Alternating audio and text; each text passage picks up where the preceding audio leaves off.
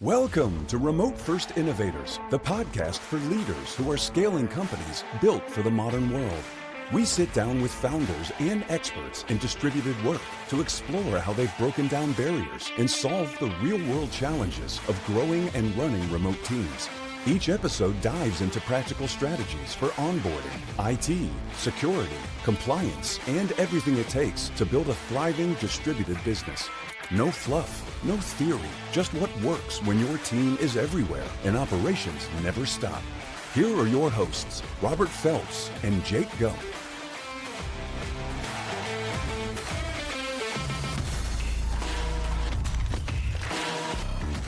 Welcome to another episode of Remote First Innovators.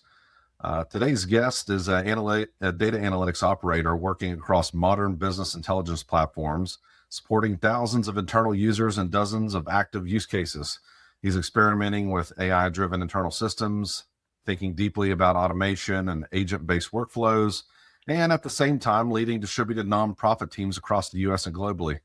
He brings a unique perspective because he sits at the intersection of enterprise change, hybrid culture, and practical AI adoption, while also building mission-driven initiatives and personal brand projects on the side. My guest today is Titus Kariuki. Titus, welcome to the show. Thanks for having me, Jake. Awesome intro. Yeah, appreciate that. Wish I could take credit for some of these, but my team does a good job. And I'm excited about this because we do talk a lot about remote first, and I do like to have kind of a hybrid outlook. Now you've got the best of both worlds. You got remote first and hybrid in your job. So let's just get into that and kind of give people a picture of, I feel like you got a lot of awesome things going on. I just want people to get a better, picture about you and where you're calling in from and what your day-to-day look like, right? Sounds good. Appreciate it. Now, I'm Titus Kariuki, alias Carrera. I'm based in Pittsburgh, Pennsylvania, and I work at the Bank of New York in their Pittsburgh office, BNY in short. So I'm a data analytics business analyst over there. Been working with the ThoughtSpot tool mainly for internal clients, as well as also creating some AI analytics and workflow systems for whoever needs them using our company's internal repository. So that's one. Some fun facts about me, maybe a mini story is originally I came from Kenya. My family moved over to the United States close to a decade ago, and they live in Seattle, Washington, but I lived there for the past few years before moving to Pennsylvania for my current job. Did an associate's in computer science, and after which transferred to University of Washington, did math. I like to say did a number of me because it's way hard, different story. And then after which graduated class of 22, late December, and then moved over to PA to start my new job at full time. So I've been in my current job for the past 2.5 years. It's been a great experience, just learning how to be more for our clients, build analytic solutions, and just being the techie wizard I imagine I'd be hopefully 15, 20-ish years ago. On the side, I build a nonprofit, a Kenyan STEM Association nonprofit, just to get more folks into tech ventures, get them acquainted with tech skills, etc. And it's been on the fly so far, so love that. And also, I participate with the National Society of Black Engineers, just helping them, create an environment for engineering excellence within them.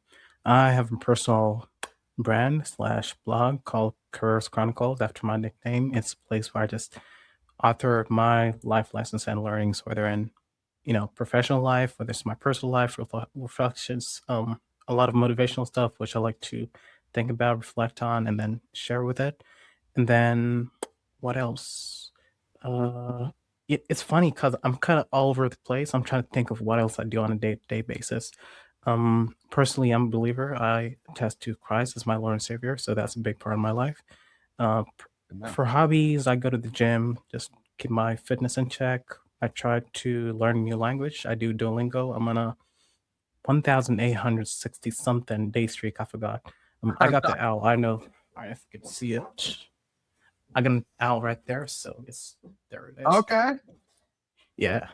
And then after which, I also play the piano. I'm somebody musical. Been doing that for the past 11 years. I'm very happy about it. Trying to get into guitars. I have that and also have this.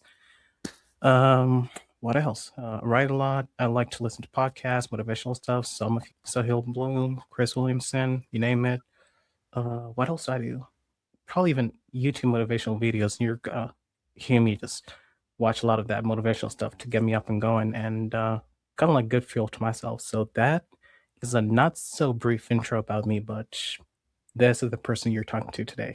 I hear you, man. You gotta. I love your style. You're touching all of it. You're touching all the important facts. And so let's get into your day to day as far as your first job there, and you know as a business that doing analytics and stuff. When people ask what do you do, what do you think is like your simplest explanation without the corporate acronyms?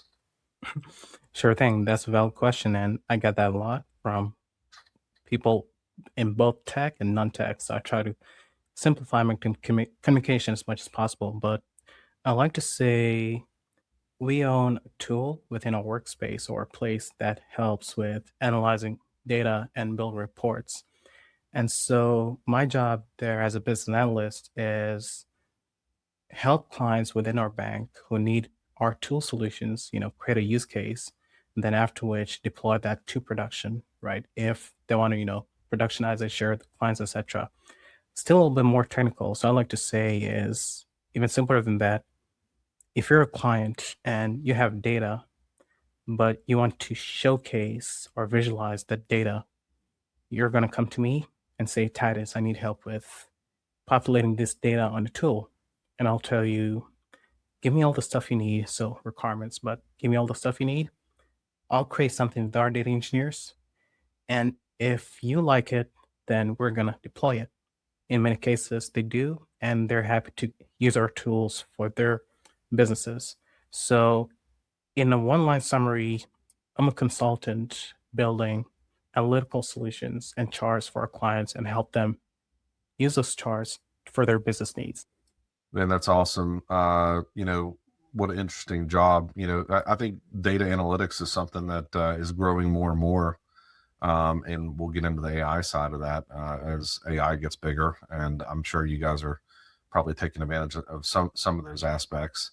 Let's focus on just, the culture of the company. When we first talked about having you on the podcast, we were talking about remote work, and you were saying some of your other ones are the other initiatives that are remote first, and then you have this job that basically has been trying to do the best of both worlds, right? So talk a little bit about that. I just, for the listeners, kind of, what is a bigger company doing for remote or hybrid work, and keeping people connected with more personal time. Sure thing. So, when we look at first principles, we understand that remote work is here to stay, right? Like COVID changed a lot of that and it's new reality. And so it's something that companies have adjusted to in different ways. You have different company policies with, okay, 1 day remote work, you have others with 2 day policies, again, dependent on that. But what they're trying to do is adjust to the current economy and current market standards, while also focusing a lot more on retention. So they understand, okay, we're going to go digital. That's one. We still want to increase or maintain market share. That's two. But we also want to take care of our employees and ensure that they're seen heard. Because, truth be told, not everybody can afford to go to the office every single day. So you got, families, you got, say, people who are a little bit long distance, etc. So they're trying to accommodate that and see, okay, how can we make it a win-win such that you can deliver value for us and we can deliver value for you and ensure that you're taken care of, you're flexible as needed, but still helping our company reach our goals. So I've seen, at least with our place, trying to create that balance, and so far so good. It's positive. Now, some jobs, when I talk to some people, hey, there's jobs that you need to be in person for collaboration. How about your job with the analytics side? Do you feel like that, being in person gives you an advantage, or do you feel like, hey, majority of this can be done remotely, and what are some of those applications that are helping you, get your work done? Sounds good. So in my case, I'm happy to be in office every single day if possible, just cause, I'm early in my career, I don't have much to lose, etc. Plus, there's a lot that can be done with in-office collaboration, so that's a fact. On the other hand, is our team is a global team, so you have folks stationed in maybe Ireland, you have folks in India, and we have folks in the United States. But Pittsburgh, Lake Mary, Florida, etc. So whether or not you're in office or at home, either way, you find a way to get yourself interconnected. And as it comes to communication, project management, we use the usual legacy tools or workspaces such as maybe GCP. And some companies we use Microsoft Workplace. So you have Teams, you have SharePoint, you have now the standard project management tools like Jira, Atlassian Products, you name it. Which whether or not you're going to be in office, like if you're in office, great because you have faster feedback loops, faster execution, etc. But if way you still have a standard place where you can communicate your progress and projects on. Like that. So when you think about, you're going in the office just because, you don't have a family, you like the routine. And what do you feel like is flexibility to you in practice? Like, is it hours? Is it location? What do you feel like would be a good hybrid culture? That's a good question. And I think with the experience I got, it all comes down to balance. So balance with, say, how you participate in office, balance with, say, how you work from home, balance with, say, how often you need to meet with your colleagues, etc. And so a practical example is, say, when it comes to flexibility, I know at least from the Eastern time zone, you have blocks and blocks of meetings from 8 till noon, right? Because you have to work with offshore teams. And so you got to think, okay, which is the best environment I can work in? Am I better starting at home than coming in office later? Or am I better just going to the office, raw dogging it with my in-office colleagues, then during downtime I can, finish the rest of the work at home, right? I've also seen whether say work events, for example, like EBRGs or even like fun parties, which necessitate in office activity. So something like that usually has people thinking, okay, this is something downtime, but is it something I want to maybe invest my energy in? Is it something I want to attend per se because I still have this project? So balance and prioritization I've seen adds a lot to flexibility and not just one person, but also within a team, within the org, because there's a good chance that many people within team are thinking the same thing. How can I balance for myself, for my team, and for the company's needs? Yeah, you mentioned last time we talked that companies try to get people off the sofa. What incentives work, and which ones do you feel like they backfire? That's a good question. So I really have to commend our EXCO executive committee for investing in our people and creating a good conducive culture and trying to speak from the mindset of our CEO. So he saw the need to create better amenities at our places, not just our office, but also all across the board. So you've had renovations in India, you've had renovations in the London office, Manchester, etc. So it's a global, not reset, a global transformation of our presence. That's one. And two is they like to do free coffee per se. We just knocked a deal with Starbucks across all locations, saying that okay, there's going to be a Starbucks at any BNY building, any place, etc., where folks are going to come in, get some free coffee, get something to start the day, just pay a little bit for a snack, but much discounted as you would if you go outside. They've also tried to make good, like top-notch co-working spaces. So I think of an idea. I think of what a innovation center is. Kind of like it's kind of like this bougie upscale place where you're going to work and collaborate with people, and you're not necessarily feeling like you're in corporate per se. It's kind of like you're in a mansion and you're in one of those upper end rooms, but all you can do is go there and work and just move people because you don't necessarily feel at work even though you're working. And that mindset in itself, I feel they're trying to urbanize the whole place, urbanize the buildings, urbanize you name it, just so that you feel attracted to, come in. Like you don't have to come into that spot every single day. But if you do, it just creates like this emotional sense to you thinking, okay, wow, I actually feel more productive, which again is another thing they factored into the whole reconstruction of the place. Like if we're going to create this room or remodel it, how productive are we going to help people get? I think it's a question they consider in their whole remodeling and stuff. What else? They also invest a lot in social events within the place. So if it's like you're a people person or you like to give back to the community, then they have partnerships with different charities, orgs, or even just schools within the place that give you something to do beyond your day job. So, you know, like say it's February and there are going to be a lot of volunteering events. So they're going to say, hey, everybody, we're going to volunteer at this Red Cross charity, or we're going to donate to this middle school that needs supplies for that. So there's also that social aspect which invites folks to the office, but not just for the work itself, but also for the around the city good that the company is partnered with. So I think they really go out of their way to incentivize folks in just building renovation, social charities, food, you name it, and any other things I could think of. That's cool. I think that there's, it kind of gives incentive, right, to come in to whenever you're going to be in office, to be in a good environment, a good work environment. Guess I mean, who doesn't love coffee? Come on now. They're all. If do you feel like that, you know, promotes a healthy culture? And if you had to define healthy culture, how would you do that? That's a good question. So I look at a healthy culture in a trifecta. You have the company, so a trifecta triangle. You have the company, then you have the employees, and then you have, in our case, clients, right? And so if I'm going to define a healthy culture, I'm going to think of a solution or solutions which benefit everybody, right? So if say I'm the company and I got employees coming on to me, I'm gonna think, okay, what are some incentives that I can get these people to work more? If I'm an employee, which in my case I am, I'm thinking, what are some ideas which management could hear from the ground, which are gonna boost our morale, or in our case, get more of us in office, get that relationship fixed. Then after which the ripple effects of that relationship pours onto the clients because they can definitely tell, okay, actually something's cooking here.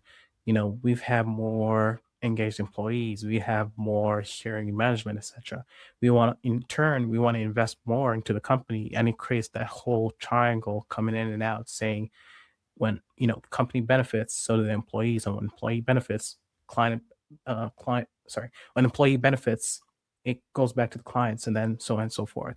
So a healthy culture, to summarize, I feel comes in a balance on how the three uh, tenets, interrelate in terms of culture and relationships.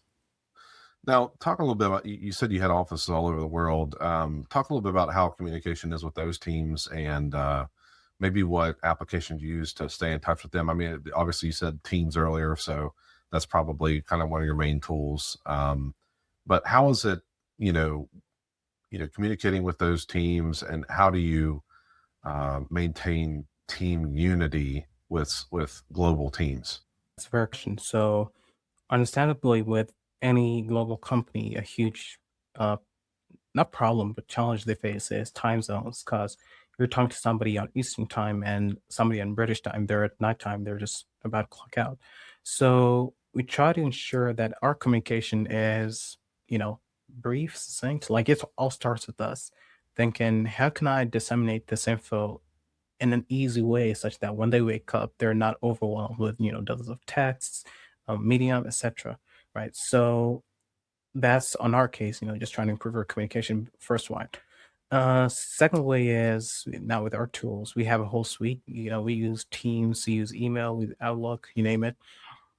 And then also whenever we can, we make compromises because we understand there's some late night projects which have dependencies on offshore teams. So for example, like say India or Singapore, you're thinking they need an ES2 resource to come and push this bug, or sorry, push this product to production.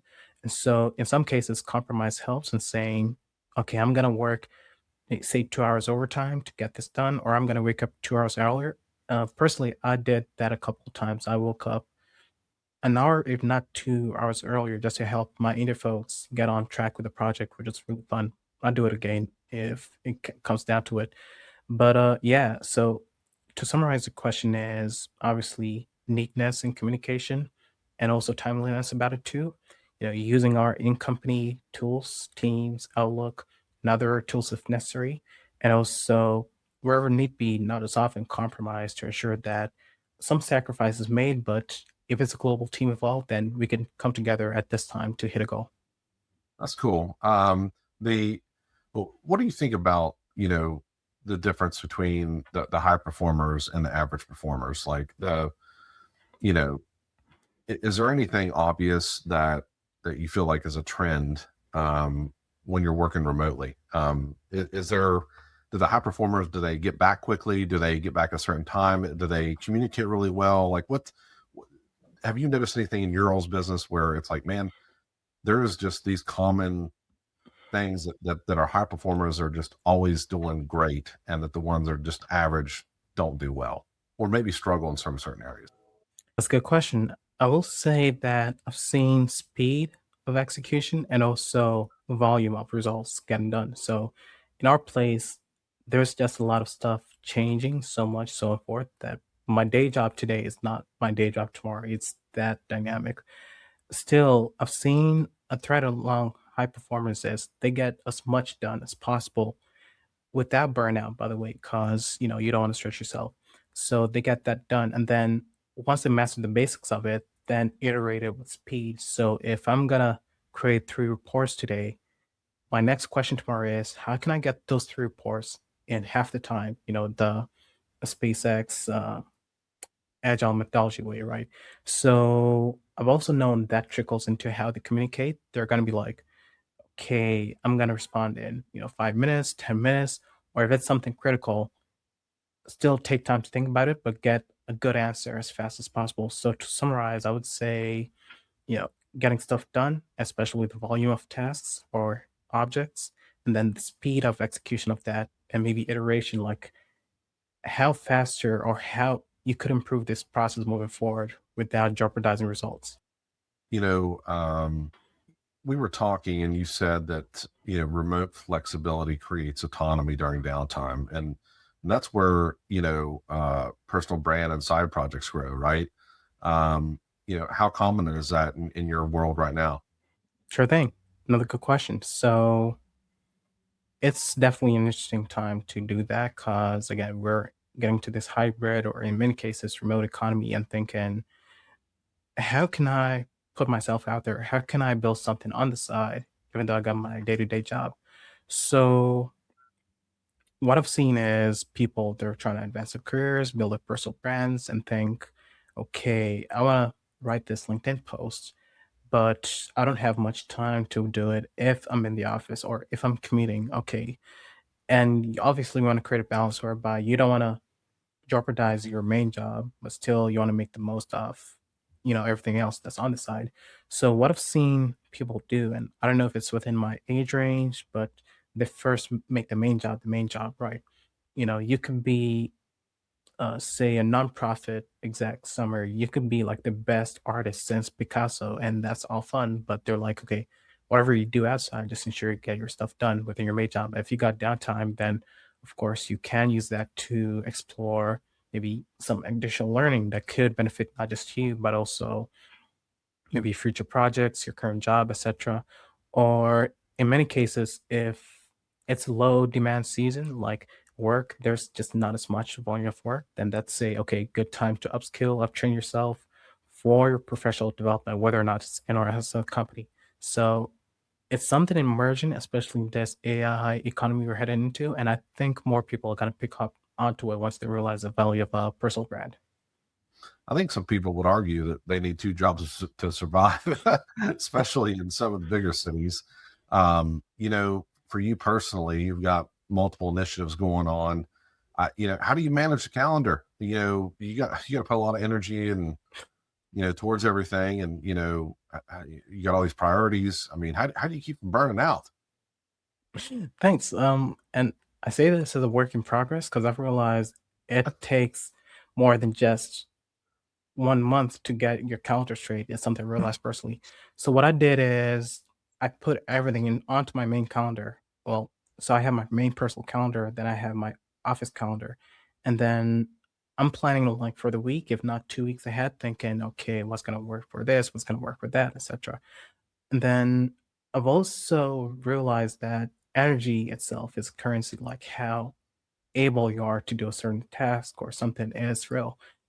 It's helped me be realistic with how many tasks I can do within a day. So I like to limit myself to three across the spectrum, whether it's with my nonprofits, personal brand, or even my main job. Of course, saying main job stay the main job, that's granted. But with some extra time, do I have a few seconds or a few minutes to knock out this task? Okay, boom, do it. Do I have something I can do on, this needle? Like I can move it? Sure, do it. That's one way I do it with my calendar. And I have an Excel sheet, like a whole backlog of tasks which I want to do maybe today or in the future. I can share with you after the podcast, just so you see something like that. I use that to plan my week or my month in advance and think, okay, you've heard of the Eisenhower Matrix, right? No, I don't think I've heard of that. Gotcha. So I'll digress a little bit. So the Eisenhower Matrix is like this prioritization tool to know what are the most important tasks and urgent that you need to do. It's created by President Eisenhower back in the days. Got it. And so think of it as this 4-box quadrant, right? So you got 2 by 2.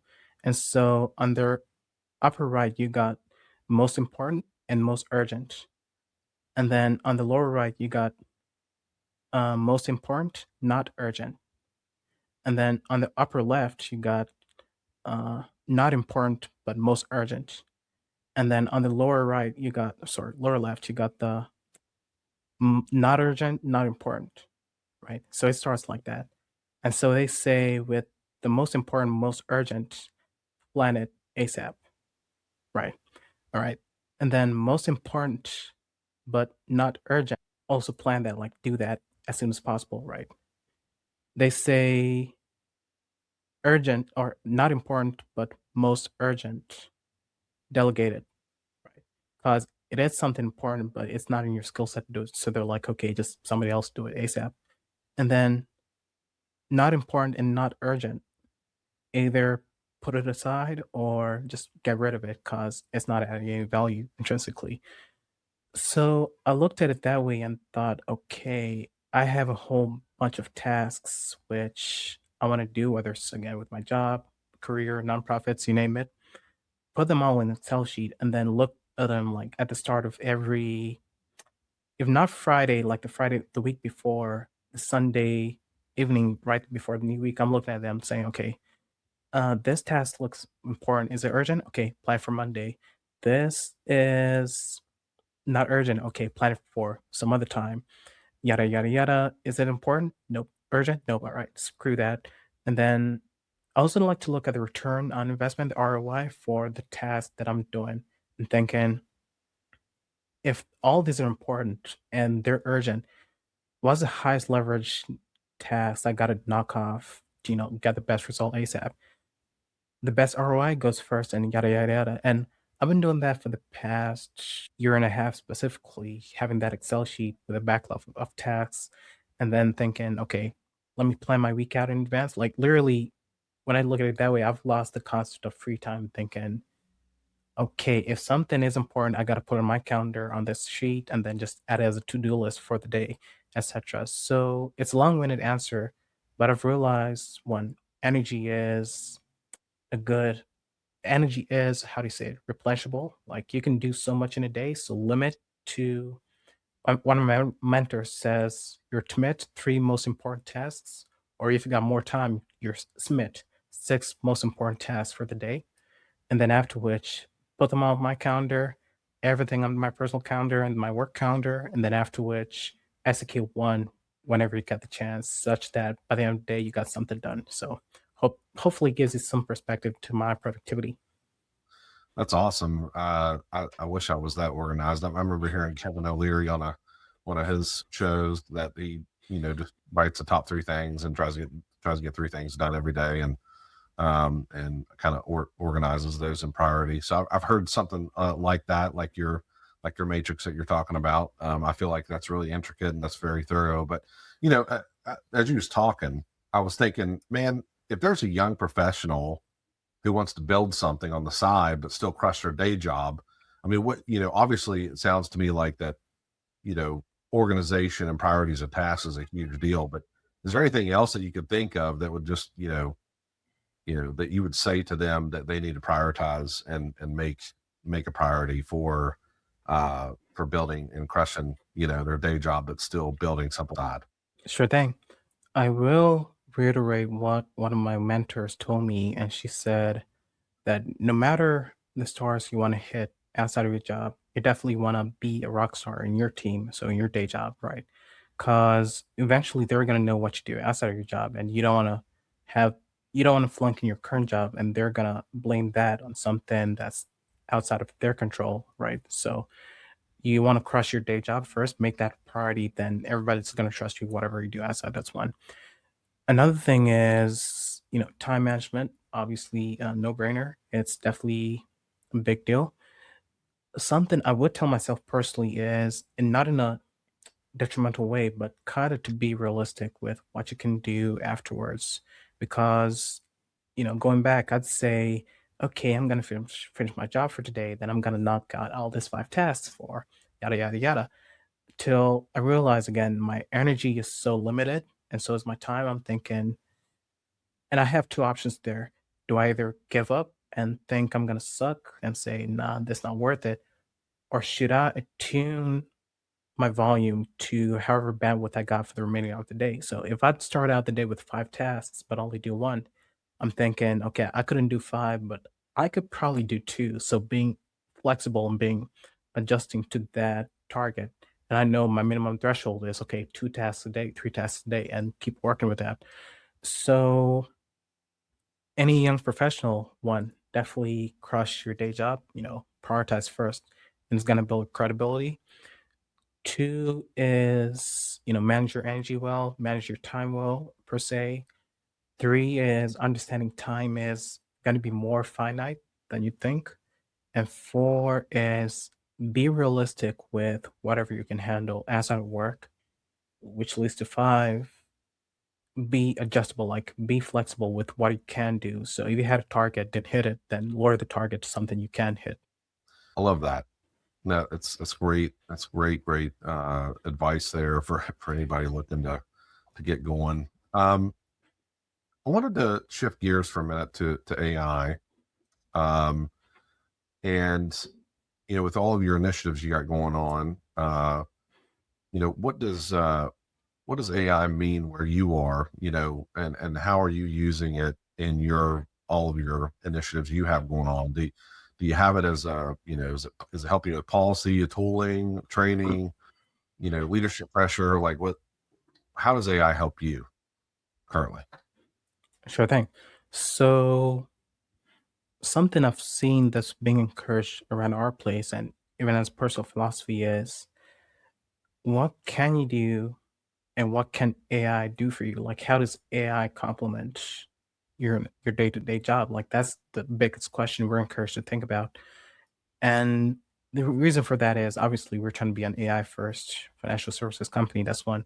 But also two is even thinking like for your own benefit, like what's something I could outsource to AI, which I could use strategically for, 1, 2, 3 tasks, right?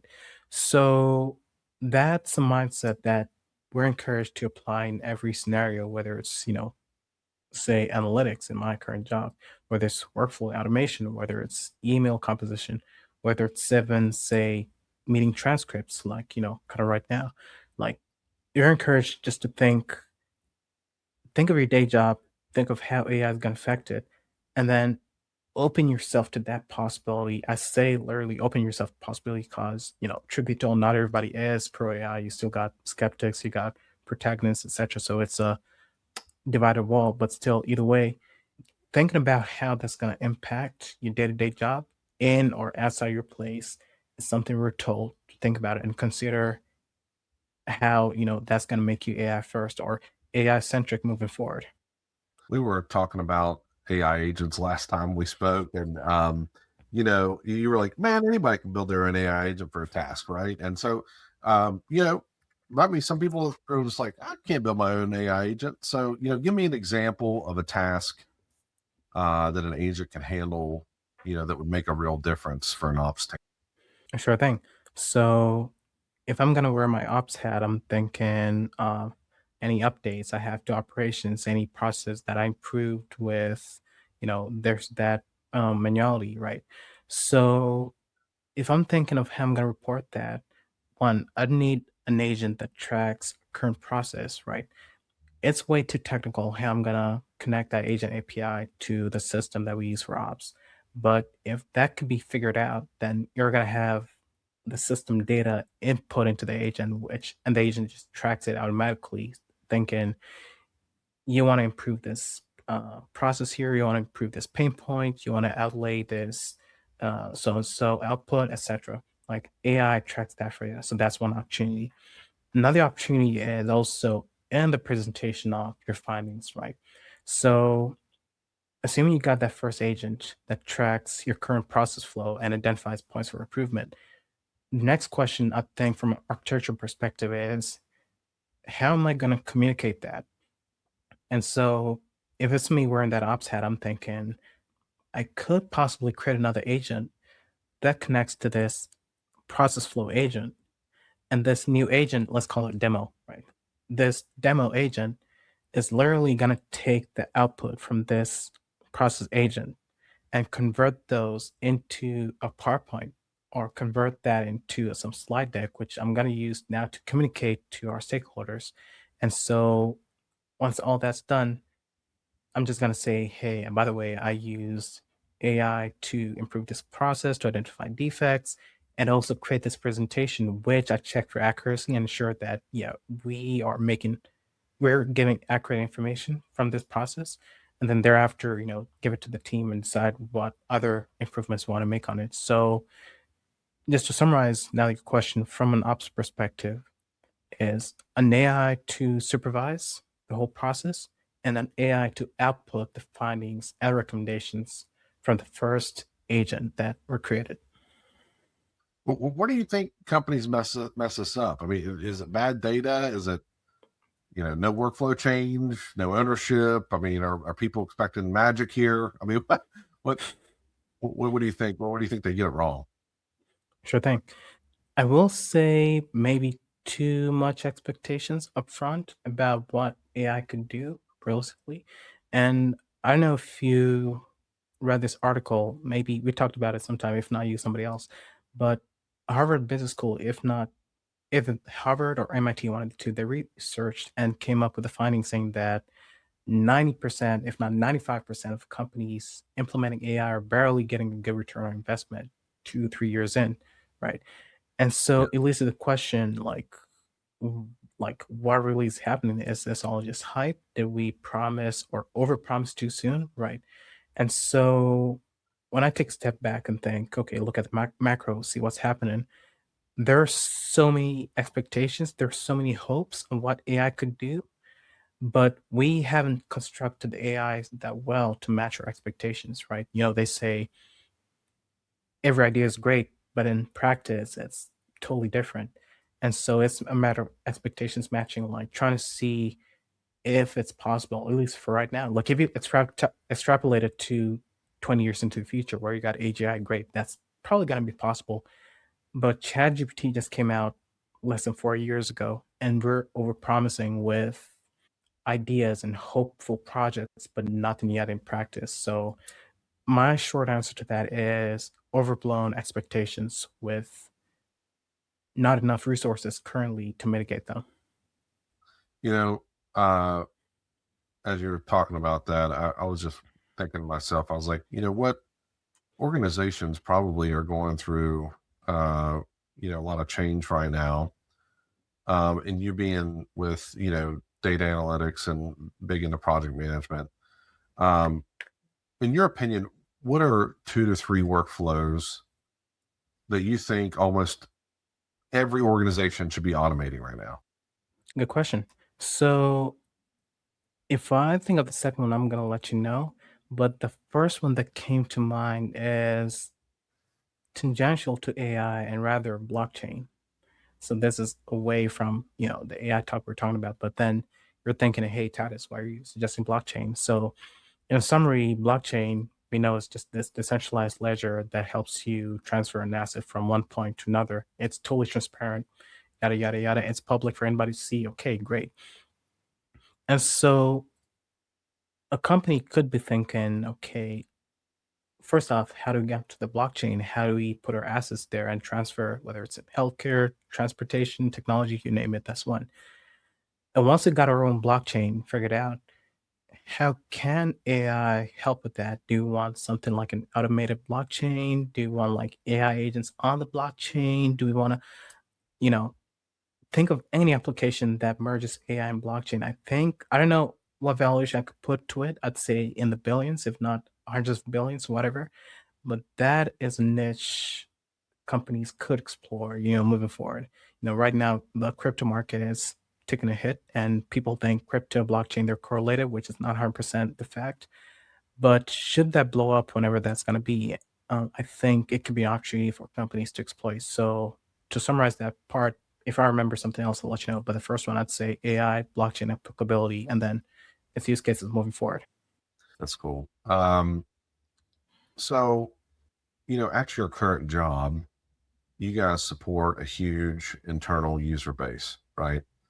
Um, Now, I basically just want to think, you know, how are you using AI right now? Let's do each business. How about that? Like, um, in your current day job, how are you guys using AI? How's it improving? And then I'd like to talk for you to talk about just your side hustles, your nonprofit. Are you using AI anything there to help improving? And then your other initiatives. That sounds good. So first off, I think I got the second idea now to your first question about Okay. not right. I was just thinking about it and it's not really work related. It's more of one of the nonprofits I deal with, but they were encouraging speed to insight from informational meetings that they're gonna miss per se. So, at my National Society of Black Engineers nonprofit, we have regional town halls where members meet, just talk about stuff, how to better ourselves, etc. And an idea came up last week on a case whereby you have this member, they're interested in attending, but they couldn't make it. Maybe their commute, their daycare, their etc.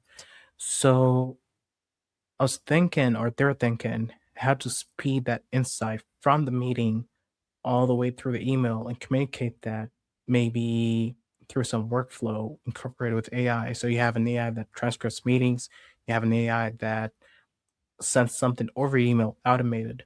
You have something that, pops up in notification such that they get feedback or insights real time from the town hall, whether or not they're able to attend. So I thought that was kind of cool. Of course, it's cool in theory. In practice, it's going to be a different story, but something worth exploring, right? So if I'm going to remember correctly, now your first question to this is, how you can roll off AI or how you can roll AI to people without scaring them. Is that what I'm getting at? Yeah, sure. Sure thing. Okay. So first off, I think it starts with education, right? Getting people educated with how AI is working, etc. That's point blank. Two is perspective acknowledgement, because in as much as there are a lot of people that pro AI, you got just as many that are anti AI for, in many cases, legit reasons, right? So they have their own stuff about that, like getting to know that perspective, and then trying to meet in the middle, like what are some cases of AI or some AI applications that you'd be open to trying despite your whole anti-AI thesis, something like that. Because again, it takes collaboration, it takes two to tango. Then after which, I'm a huge proponent of beta testing it because it's through beta testing that you're gonna try an MVP of a product. So in this case, an AI solution, thinking, okay, just try this, see how you like it. And in my case, now wearing that hat, making it as easy or as light as possible for you to, still maintain your battery. So I know a lot of people they're ethical about AI. I know they're trying to be data off, like not share much of their data with AI. That's totally valid. And I'm thinking, I have this tool for you. I understand that that's where you're headed, right? That's your mindset. Try this out and see if you'll be open to using it in a way that still respects your personal boundaries and opinions about it. Because again, I've noticed that people just have a lot of ethics for that. So that's how to think of rolling it safely without compromising somebody's personal values or thoughts about it. Let's talk more about your nonprofit. Um, we had you know good talk about how your day-to-day job is doing a good job giving people flexibility with the hybrid work. They're trying to make a good culture while you are on site. With we deal with a lot of nonprofits at Creative IT. A lot of them are remote or hybrid with flex offices. Um, you know, let's just start with a basic. You lead these distributed nonprofit teams across the U.S. and globally. What's your operating system for remote execution? Sure thing. So in most cases, we're global or we are virtually connected, right? And we rely on the legacy technologies and systems for, interglobal collaboration. So again, at one nonprofit, I'm using the Microsoft Suite. Another place we're using GCP, Google Cloud, and all that. And thinking, okay, everybody knows how to use the systems. Everybody can use the email. Everybody can use, depending on the system you use, Copilot for Microsoft, Gemini for Google, right? Just ensuring that, and thank God everybody's tech literate to know it. Just knowing that you have those tools at your disposal, that's already a win, right? And then obviously you have the workflows that we're trying to implement, whether it's say Power Automate or even calendar reminders saying, okay, you have this task due, execute it, need a virtual code base, okay, just use that, etc., etc. Just kind of like how we do our work. And if you need any project management tools, you have a whole Miro board, you have a whole Confluence page that you could use to track your notes, etc. Even though we're virtually distributed, we try to put all our objects into one common system. Cool. The What do you feel like is the biggest failure that you see in the volunteer distributed teams, and have what things have you done to prevent it? Sure thing. So that's a good question. I will say really comes to a lot of incentives, like you're volunteering, and in many cases, you're not paid for it. And so somebody's gonna think, "What this for? Like, I'm not getting paid for this. Like, I don't know how to work virtually. It's my first time." Yeah. So what do you think is the biggest failure that you see in volunteer distributed teams, and how do you prevent it? Sure thing. So something I've seen as a failure is maybe lack of motivation, or also the incentives that teams have or need rather. Because when you're volunteering, in many cases, you're not getting paid for, your tasks. So you're thinking, is this even worth it? Like, I don't know the return on investment. It's a virtual community. It's nothing in person yet. In many cases, because we meet in person for conferences, events, etc. But for the larger part of the year, is thinking, if all my work is virtual, is there anything tangible on the ground that I could create for that? So the motivation and I wouldn't say improper incentives, but maybe lack thereof of good incentives is something I've seen. Personally, I just lean into my personal values of motivation, of leadership encouragement, because there's not even a tech problem, there's a people problem, and I've realized with good leaders you got to balance both the tech and the people, and just try to remind them of the mission of our nonprofit. Like, okay, we're doing this because we have a greater good. We're doing this because we have this event that we want to push out, or this forum that's going to benefit more people than you can imagine. So I know it's tough and it's crazy. I know there's a lot that's coming against us, but still know that it's going to be worth something, and just keep at it. Trying to be more emotional here. Like, I'm here to support you, I'm here to guide you, etc. And you have my reassurance that we're going to succeed in that. So to summarize it, problems faced is lack of demotivation and maybe improper incentives, but I try to curb that with reminding them about the mission, helping them feel included, reminding them that your work in one way or another is going to get tangible benefit. If someone's building a remote first organization with a limited budget, what do you feel is the non-negotiables? That's an excellent question. I will say, as a founder, you don't want to take your foot off the pedal, at least for the first maybe X months of operation. It's funny because it leads to founder syndrome, like when an org is literally pegged to you that its identity is you, and worst case, God forbid something happens, then org is kaput, right? But starting out is you really have to bootstrap. You really have to not stretch yourself thin, but for some time, give yourself the life to bring up the life of the org, right? Another thing I would say is also openness to learning, right? Like just getting ready to, being punched in the face by life circumstances, you name it, right? Because people glorify entrepreneurship in itself, thinking, okay, I'm going to start a business and it's going to be easy breezy, right?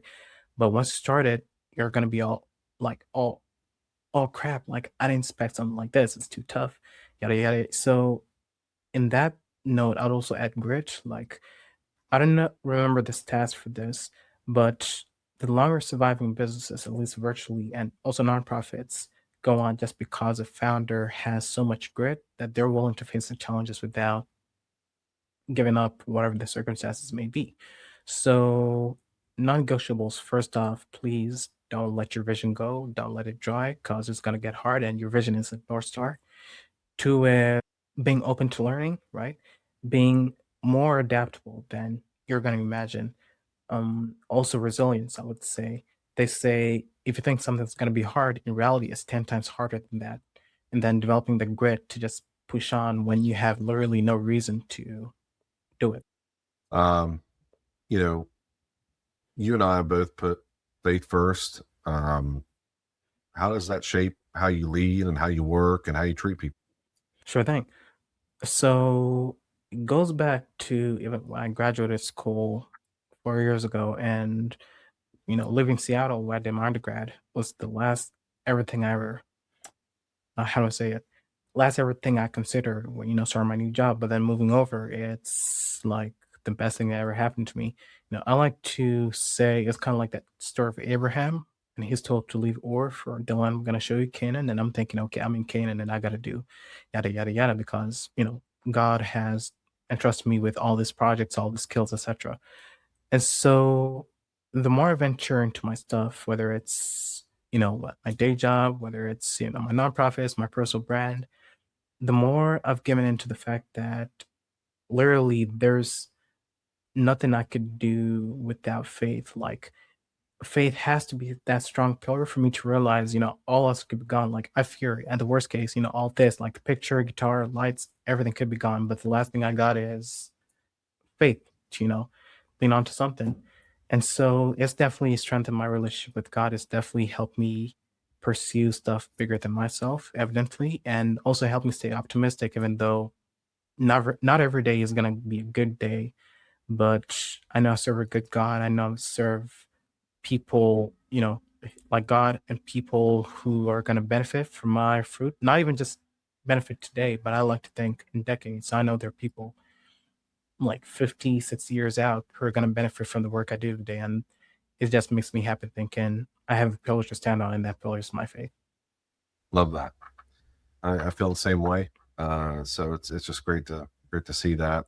A couple questions I'd like to ask just before we round everything up. You know, in your professional journey, a lot of times there's people that help you get through something. Maybe they're a mentor, maybe they're an inspiration, an influence. Was there anybody like that throughout your life, and more so even your professional life, that really has stepped in, and how they influence you and how they help you? Sure. First off, I like to start at home, and I like to really thank my parents for their gifts, whatever they've entrusted me. My dad, he's a smart guy, very intellectual person, and my mom, she's just this faithful, driven person. And she's like my emotional rock, cause I'm like, there's no way I'd be here without her. So I like to say my mom and dad take first precedence. And then I also look close to my friends. They say iron sharpens iron just as one man sharpens another. And I'm trying to build that network of good friends I can rely on for, better for worse, and just telling them, hey, I got you, you got me, we can come up together and, help each other with this or that work, or even just catch up and do some coffee, do some juice, whatever. And then a good insight I got, I think 4 years ago, is I put myself out of, some not so great friendships or not so beneficial relationships, but I realized how supportive of a network I've built unconsciously because I had mentors again doing nonprofit organizations. I got mentors doing say financial stuff. Like I'm in Pittsburgh, and one of my cool guys who's doing like a family wealth management business, close to $1 billion a year. And I literally met him in church like my second Sunday here. I'm like, no way God sent this guy to me. I got folks who served in the military. One of them in Florida, I think, in Iraq back in 2006. So just stepping back to see, I got a whole pool of people I can rely on for different insights, for different pieces of advice, and any tidbits of help they could give me. I think that's been super helpful. And knowing that I can find more people like these who can, in one way, impact my journey, at the same time, also me impact them. I'm like, I don't want to be like one way with giving. So I'm like, okay, what can I do for you? Like, can I be there for you? Can I give you some advice, etc.? I've also learned to pay forward. I have a couple mentees who are doing their own thing and thinking, um, they poured into me, like my mentors poured into me. So best I could do is pour to others as well. And just creating that community of people I can lean on, trust with, have a chat with, and guide me in my career and faith and future direction wherever I go. Love that. Love the fact you got a great network. Not a lot of people have that. Some people work in isolation, and man, you're definitely blessed for sure. Last question I always like to ask, because I just think it's funny, because we don't always know where we're going to end up, what we're going to be doing for our career. When you were younger, did you think that you were going to be doing what you're doing now? Was there any telltale signs, or was it kind of like, hey, I'm going to be doing analytics? I mean, what I'm going to be, doing a nonprofit. I mean, what were your thoughts when you were younger, and how did you get where you're at? If you asked me the same question 20 years ago, I'd never believe it. Like, I never imagined I'd come this far. Like, I'm not there yet, but I'm still way far ahead than my 8-year-old self imagined.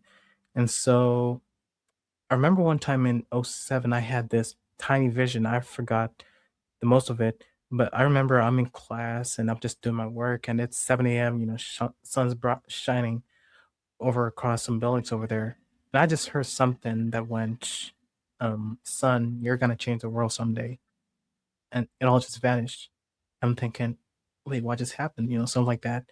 And the more I think about that moment, the more I'm realizing I'm actually starting to do what that vision said. And I'm realizing, again, back to faith, that that person that said it was actually God telling me, son, I got you in this path. Just do ABC, trust me, follow me, and you're going to do amazing things. Just keep trusting me. So I also have this idea that I got a 80-year-old son mentally, and like, I don't have any kids yet, whatever. But I always picture like I got a kid coming by and he's like, "Hey dad, is the future gonna be great?" I'm like, "Yeah, son, we got this." And so even during my hardest days, during, whatever hits the fan, I just picture that one day, God willing, I'll have my own family. And still my son coming up to me saying, "Are we gonna be okay?" I'm gonna be like, "Yeah, sure, we're gonna be great." Then get back to it. So my 80-year-old self would definitely be surprised with what I'm doing right now. Very appreciative of everything. And I know in reality it's gonna happen because one day I'll actually have a son that's gonna ask me the same question and I'll give the same answer. That's awesome. Well, Titus, this has been great. I appreciate you coming on and sharing what you're seeing, in the real world view of hybrid culture, and what AI looks like through your day-to-day job, and your remote teams that you're dealing with in your nonprofit. For everybody out there listening, let them know how they can connect with you. Sure thing. So you can find me on LinkedIn, Titus Karaoke, just my name over there. And you're gonna find me with my email. And I also have my personal blog or website, the brand I was talking about. It's Carreras Chronicles. So it's my career nickname, and then at apostrophe, then an S, Chronicles. It's where I just put in my inspirational thoughts, life lessons learned, again, at work, home, relationships, and just like to think back and think, how can I be a better person from this? And if you're going to like it, then I definitely encourage you, check it out, see how you like it as well. What else? Also, I run a newsletter. Maybe I don't know where we're going to pin it onto this podcast, but I share my newsletter with, again, tiny motivational insights every Sunday, a.m. Eastern time. Tiny thoughts which I think could help somebody's day be better, and so on and so forth. So it's called the Weekly Chronicle. It's coming up, and another baby I'm proud of. So that's how you can contact me. I'm mostly active on LinkedIn. Reach out to me. We can chat, talk stuff. We actually met on LinkedIn, Jake. So this podcast is testament to that. But yeah, that's pretty much it. And if you're a founder, operator, or leader building a remote first or hybrid company, and you're trying to tighten up your tools, your cybersecurity, your onboarding, offboarding, your operating system, myself and my team at Creative IT would love to be a resource. All right, everybody, that's it for today. If this episode was helpful, do me a favor, subscribe, leave a review, share with another operator, a friend who is trying to level up on their teams, how their team executes remotely. And thanks again for tuning in to Remote First Innovators. We'll see you on the next one. Remote First Innovators podcast requires more than a conversation. It takes action, research, and collective wisdom. If today's episode resonated with you, we'd love to hear your insights. Join the conversation and help us shape the future together.